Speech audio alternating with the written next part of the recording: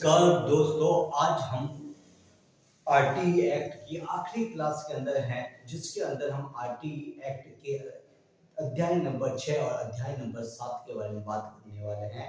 धारा 31 से लगाकर धारा 38 तक की बात करने वाले हैं। अध्याय नंबर 6 की हम शुरुआत करते हैं।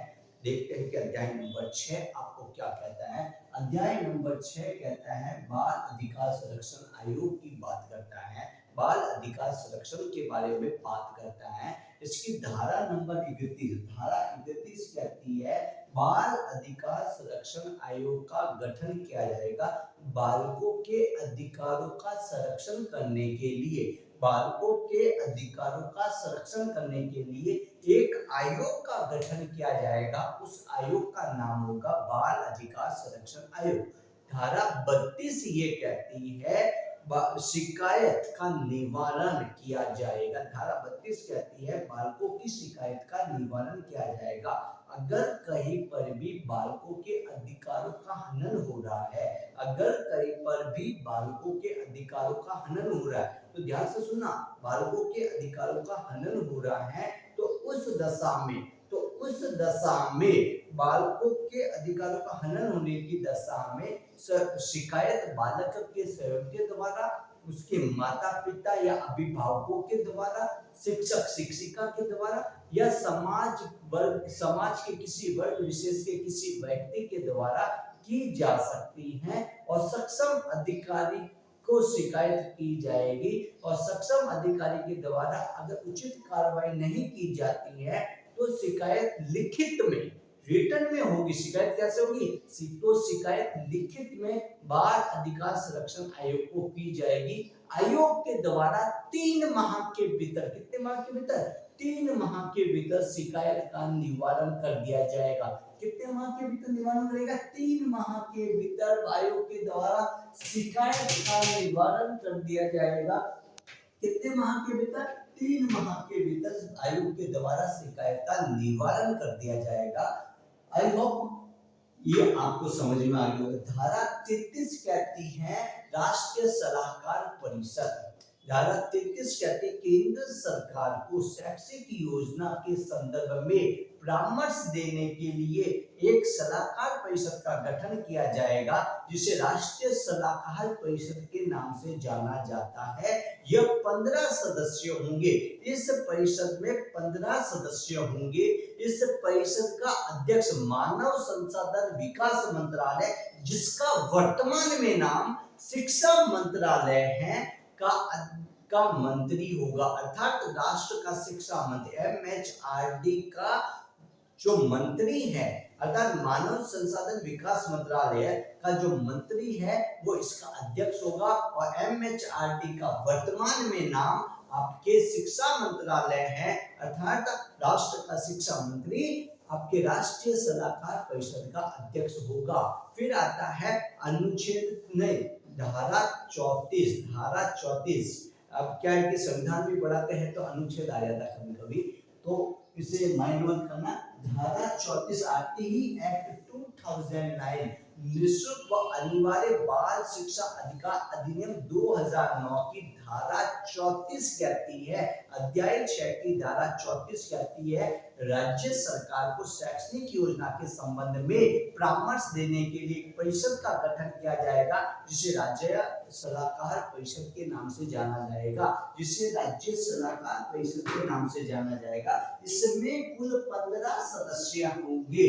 इसमें कुल कितने सदस्य होते हैं? इसमें कुल 15 सदस्य होते हैं। इसका अध्यक्ष शिक्षा मंत्री होता है। इसमें महिला सदस्यों की संख्या 1/3 होगी। कितनी होगी? 1/3 महिला सदस्यों की संख्या होगी। प्रतिशत में पूछे तो 33.333%, 1/3 महिला सदस्य होगी। प्रतिशत में पूछे तो 33.333% महिलाएं होगी। अर्थात 15 का 1/3 कुल सदस्यों का 1/3 कितना होता है? कुल सदस्यों का 1/3 होता है 5। 15 सदस्यों का 1/3 मतलब कुल 5 महिला सदस्य होंगी। SC/ST 9 सदस्य SC/ST वर्ग से बिलोंग करने वाले होंगे। कुल सदस्यों में से 9 सदस्य ये मत कर देना कि अतिरिक्त 9, अतिरिक्त नहीं है, कुल सदस्यों में से 9 सदस्य SC ST वर्ग के होंगे और शेष सब जो सदस्य होंगे वो शिक्षाविद होंगे। जो वो कौन होंगे? शेष अन्य सदस्य शिक्षाविद होंगे। राज्य सलाहकार परिषद की प्रत्येक 3 माह में एक बैठक होगी। कितनी होगी? प्रत्येक 3 माह में एक बैठक, 3 माह में एक बैठक होगी। देखो अंडर सेक्शन 34 धारा 34 से पूरी बता रहा हूं। प्रत्येक 3 माह में एक बैठक होगी और वर्ष में कुल 4 बैठक होगी। कितनी बैठक होगी? 4 बैठक होगी। राज्य सलाहकार परिषद की प्रत्येक 3 माह में, कितने महीने में? प्रत्येक 3 माह में एक बैठक होगी और पूरे वर्ष में 4 बैठक होगी। कितनी होगी? पूरे वर्ष में कुल 4 बैठक होगी। पूरे वर्ष में कुल 4 बैठक होगी। अध्याय नंबर 6 होता है समाप्त।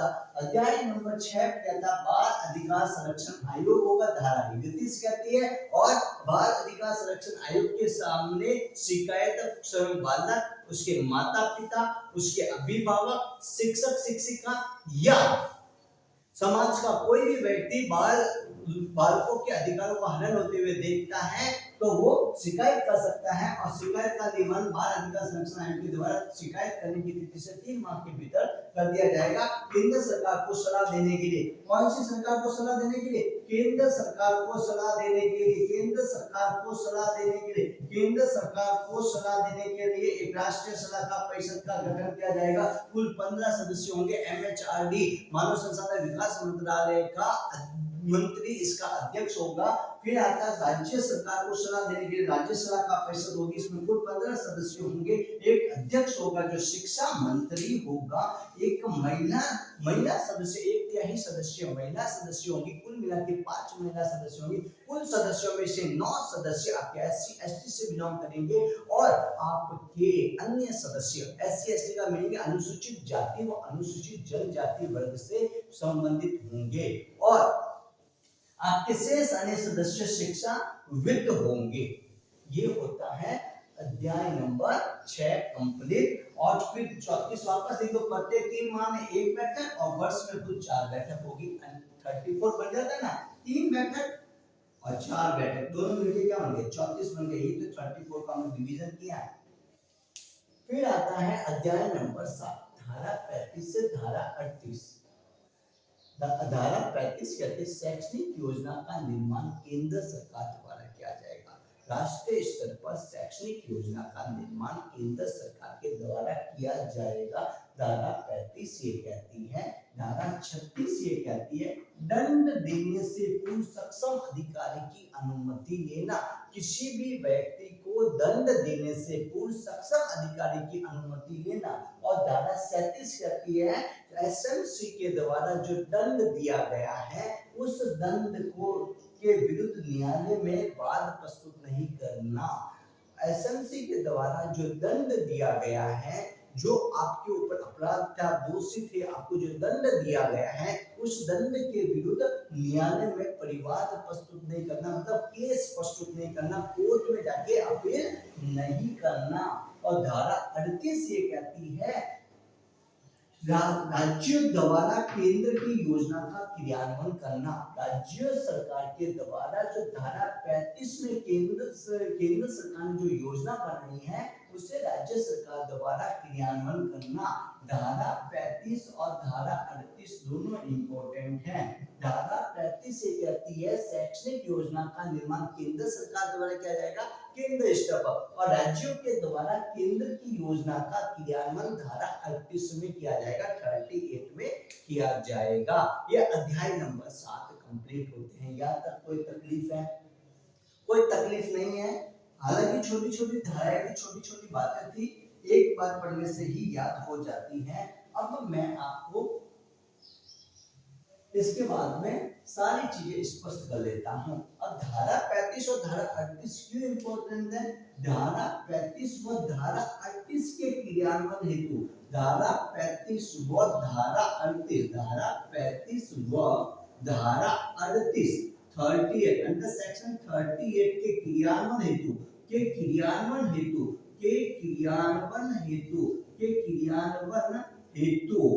राजस्थान में राजस्थान के क्रियान्वयन हेतु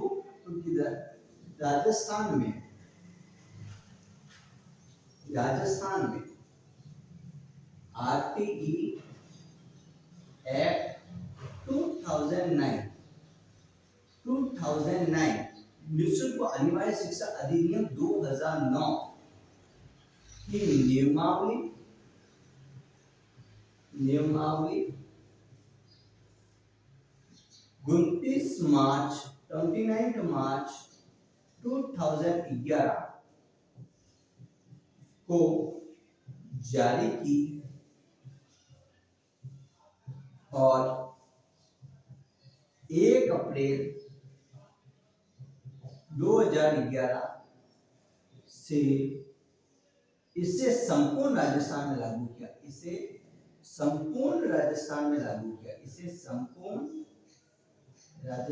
लागू किया।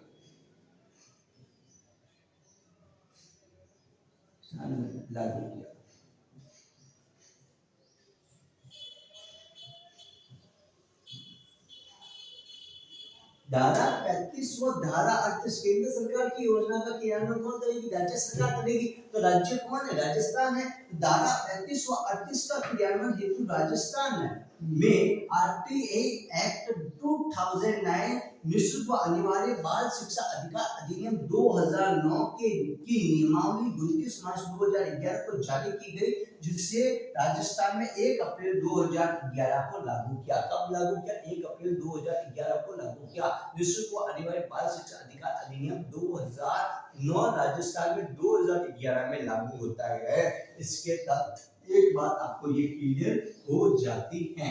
तो ये बात हो गई क्लियर। हो जाती है तो कुछ बातें आरटीई एक्ट के लिए जो इम्पोर्टेंट फैक्ट के रूप में है वो फैक्ट आप देख लो।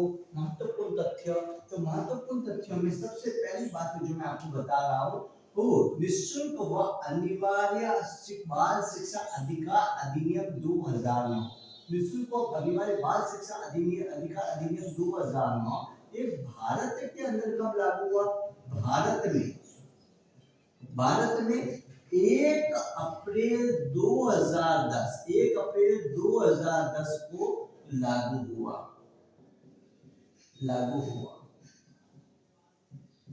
जम्मू और कश्मीर राज्य को छोड़कर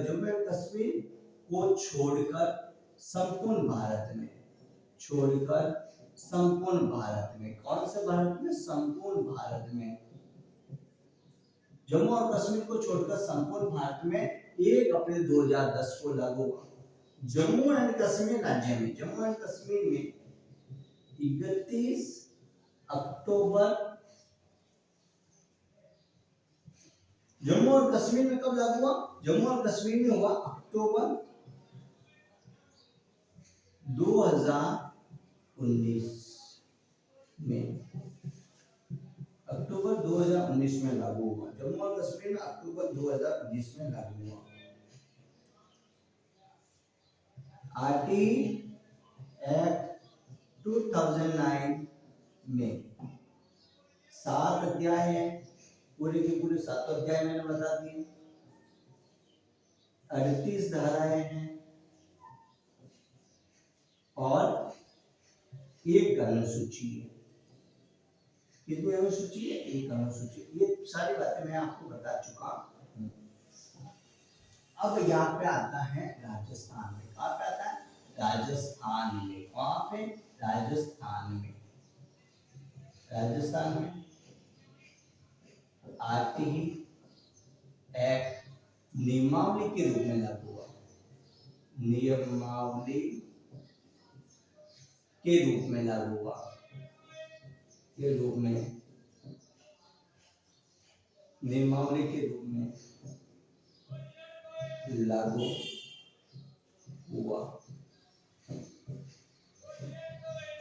1 अप्रैल 2011, 29 मार्च 2011 को विधानसभा से अनुमति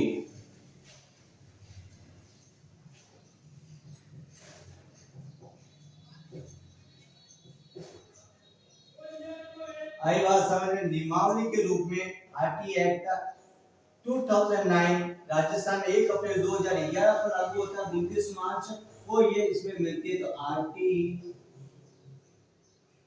नियमावली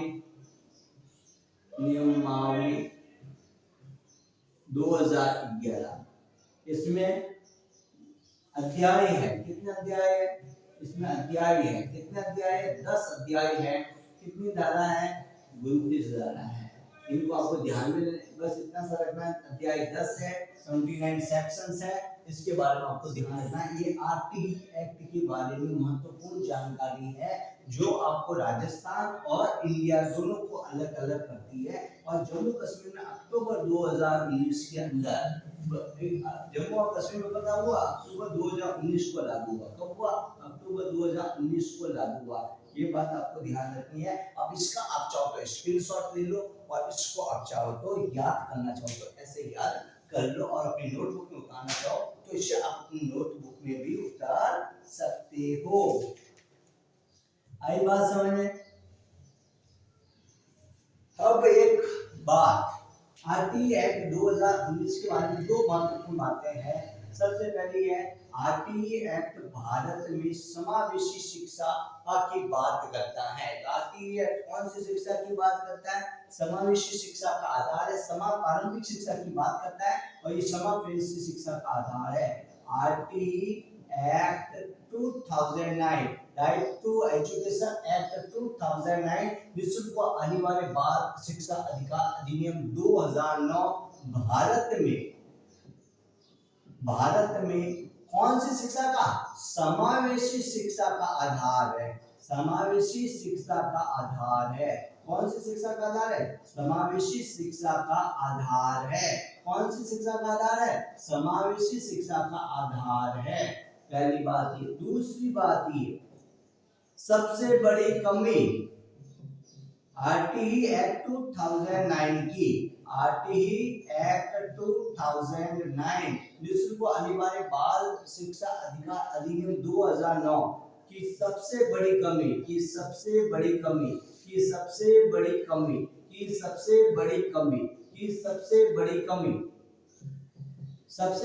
क्या है? निःशुल्क व अनिवार्य बाल शिक्षा अधिकार अधिनियम 2009 की सबसे बड़ी कमी क्या है? यह सिर्फ पारंपरिक शिक्षा की बात करता है। पारंपरिक शिक्षा कक्षा 1 से 8 तक की बात करता है। 8 तक की बात करता है। बाद की शिक्षा की है। कक्षा 8 के बाद की शिक्षा की है। कक्षा 8 के बाद की शिक्षा की नहीं। कक्षा 8 के बाद की शिक्षा की नहीं करता है। सिर्फ ये एक ही कमी की पारंपरिक शिक्षा की बात करता है। कक्षा 8 के बाद में जो शिक्षा होगी उसकी बात ये नहीं। आरटी एक्ट भारत में समावेशी शिक्षा का आधार है। समावेशी शिक्षा का आधार है, पारंपरिक शिक्षा की बात करता है, उसके बाद की शिक्षा की बात नहीं करता है। ये इसकी सबसे बड़ी कमी है। कक्षा 8 के बाद की शिक्षा की बात नहीं करता, माध्यमिक शिक्षा की बात नहीं करता, उच्च शिक्षा की बात नहीं करता। ये आरटी एक्ट 2009 की सबसे बड़ी कमी है। और आज आपका आरटी एक्ट 2009 एक फैक्ट, एक तथ्य के साथ पूरा का पूरा कंप्लीट हो जाता है। इसके बाद में एक कक्षा दूंगा जो आज ही दूंगा, जिसके अंदर मैं आपको पूरी की पूरी आसान ट्रिक के साथ आरटी एक्ट 2009 के 38 धाराएं याद करवाऊंगा। एक ही क्लास के अंदर जो 15 मिनट के अंदर आपको पूरी की पूरी 38 धाराओं को एक सीक्वेंस में याद करवा दूंगा। हालांकि आपको याद हो चुकी होगी। और उसके बाद में आपको इंपॉर्टेंट क्वेश्चंस करवाऊंगा और जिसके द्वारा आप अपनी तैयारी को और ज्यादा मजबूत कर सकते हैं। और जो प्रश्न मैं करवाऊंगा उनसे बाद आपके किसी भी एग्जाम के अंदर, चाहे कोई भी एग्जाम लो, आरटीई एक्ट 2009 का प्रश्न नहीं होगा। हालांकि जो मैंने करवाया है इससे बाद भी वो प्रश्न नहीं है, लेकिन उनसे बाद आपका एक भी सवाल, चाहे आप हिंदुस्तान का कोई भी एग्जाम लो जिसके कोर्स में सिलेबस में आरटीई एक्ट 2009 है, तो उसके बाद कोई सवाल नहीं बनने वाला है। ठीक है, हम मिलते हैं अगली नेक्स्ट सेशन के अंदर। तब तक के लिए आपसे निवेदन है कि आप सब्सक्राइब कीजिए, लाइक कीजिए, कमेंट कीजिए और सब दोस्तों को शेयर कर दीजिए। सिर्फ उन लोगों को शेयर करना जो वाकई में पढ़ना चाहते हैं, जो वाकई में रियल कंटेंट को पढ़ना चाहते हैं और मजबूती करना चाहते हैं अपनी तैयारी को, जो वाकई में सिलेक्शन लेना चाहते हैं, उन लोगों तक पहुंचाना है। और बाकी उन लोगों तक मत पहुंचाना जो लोग से मौज मस्ती के लिए एक दिन यहाँ पे पढ़ के, एक दिन यहाँ पे पढ़ के, एक दिन वहाँ पे पढ़ के, ऐसे भटकते हुए पढ़ाने के लिए हमारा चैनल नहीं है। हमारा चैनल उन लोगों के लिए है जो एक जगह ठहर कर, एक जगह रुक कर सिर्फ और सिर्फ अपनी तैयारी को मजबूत करना चाहते हैं, उसके लिए। चलो ठीक है, हम मिलते हैं अगली नेक्स्ट क्लास में।